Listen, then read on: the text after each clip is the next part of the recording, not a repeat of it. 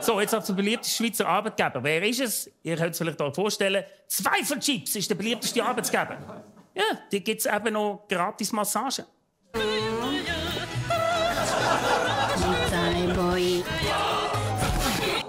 Aber müssen auch mühsam sein, dort zu arbeiten. Könnt ihr euch das vorstellen, bei Zweifelchips zu arbeiten? Am Abend, wenn du heimkommst, überall die Brösmel im Bett. Wer hätte denn das wählen übrigens? Die Angestellten schon, oder? Und wie haben sie das gemacht? Online abgestimmt? Wer macht denn noch Online-Abstimmungen in Zeiten der russischen Hacker? Und könnte Russland ein Interesse eigentlich haben, unsere Zweifelchips nach oben zu putschen? Nicht, oder? Wobei, Zweifelchips hat ja das Z als... Oh mein Gott! Das taucht doch auf allen russischen Militärfahrzeugen auf, oder? Und nicht nur dort, auch auf Hauswänden, auf Busse, auf Autos und auf Kundgebungen, Fahnen, Shirts, Zs auf den Köpfen und Zs in den Köpfen. Работайте, братья, за Россию, за президента. За Россию, за президента! Ja, ihr Boomer, die sich jetzt über Generation X und Y aufgeregt haben, die werden noch staunen in den nächsten Wochen. Das ist Generation Z. Die russische Zittlerjugend.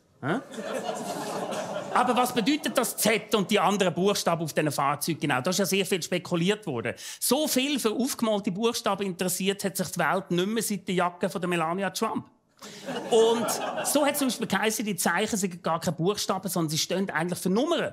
Also eine Art Nummernschild für Panzer. Achtung, ja, wenn hinter einem fahrst, kann es gefährlich werden. Also eigentlich ist Z das Aargauer Nummernschild für russisches Militär. Und die Amerikaner hingegen, die haben herausgefunden, dass das Zeichen für die jeweilige Kampfgattung und Herkunft steht. Also das V zum Beispiel für Marine, das Z für die östliche Ukraine und so weiter. Aber wer weiß, ob das stimmt? Vielleicht ist es auch viel einfacher.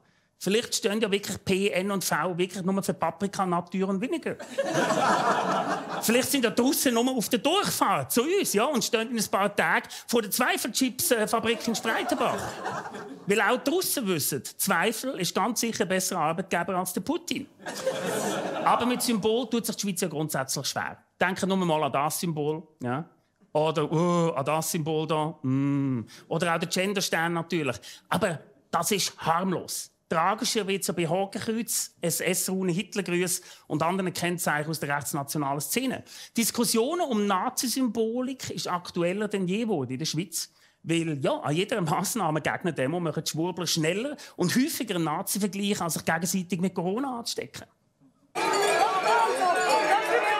Ein Hitlergruß mitten in der Stadt Bern oder ein Hakenkreuz auf dem Plakat. Nazi-Symbole sind keine Seltenheit an Corona-Demonstrationen.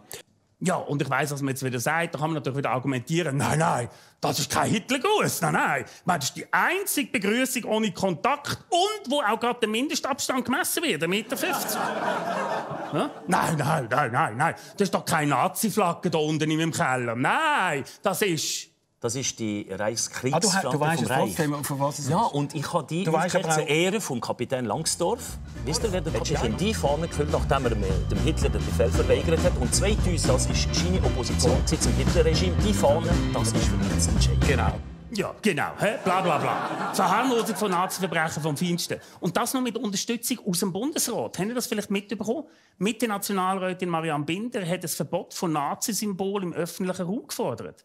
Und der Bundesrat so, ein Verbot von Hakenkreuz und so, na, das ist heikel. Ich meine, Indianer, Eskimos, jetzt noch harmlose Gespenster. Als was dürfen wir denn noch an die Fasnacht gehen? Das ist schade. Der Bundesrat hat wirklich befürchtet, dass man dann auch Nazi-Symbole in Wissenschaft, Kunst und Bildung verbieten müsste. Ja klar, mega mühsam. Da müsste man alle Geschichtsbücher, ja, müsste man da alles abkleben mit, was verstehen die Schülerinnen und Schüler? Mit Emojis. Müsste man alles mit Emojis, die Symbole abkleben, oder? Warum nicht? Hakenkreuz wäre das Emoji, SS-Rune wäre das Emoji und statt dem Hitlergruß ausgestreckte Aubergine-Emoji, ja. Aber statt über Geschichtsbücher hätte der Bundesrat eigentlich über die Rechtsbücher gehen sollen. Weil Abbildungen von Hakenkreuz, zum Beispiel in Lehrmitteln, die sind erlaubt. Das Grundrecht zur Bildung. Deswegen wird die ganze Debatte zum fragwürdigen Symbol in der Öffentlichkeit jetzt noch einmal vom Bundesrat aufgerollt werden. Das ist auch gescheiter so. Sonst passiert in ein paar Wochen noch das.